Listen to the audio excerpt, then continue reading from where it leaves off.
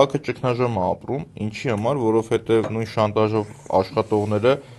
մի պահ, տեսեք, Տիգրան Ավինյանը քաղաքապետն է, բայց ինքն է պրոբլեմ ունի։ Այսինքն իրեն խանգարող այս պարագայում ոչ թե ընդդիմությունն է, այլ իրենց ներսից են։ Այսինքն այսօր Հանրապետություն կուսակցություն ուզում ասես ոնց ուզեմ կաշխատեմ, ինչ ուզեմ կանեմ եւ դու ով ես։ Հիմա այս պարագայում եթե մենք ակնկալում ենք, որ պիտի քաղաքապետը արդյունավետ լինի, պիտի օբյեկտիվությունը պահենք, ասենք, որ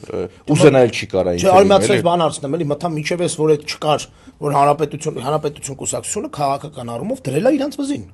Ասում է ախպեր ջան, դուք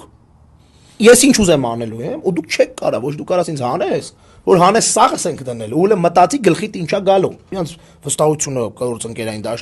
բանի կոալիցիոնը տենց է։ Բայց էլ մետ կներես, միջև այդ ինչ էր, որ միջև այդ քաղաքապետը կարում էր ինչ որ ձևով ինչ որ բան կա։ Հայաց Երևանում ճգնաժամն են պահից է, երբ որ 7%-ի քաղաքապետը, 9%-ի քաղաքապետը դառա քաղաքապետ։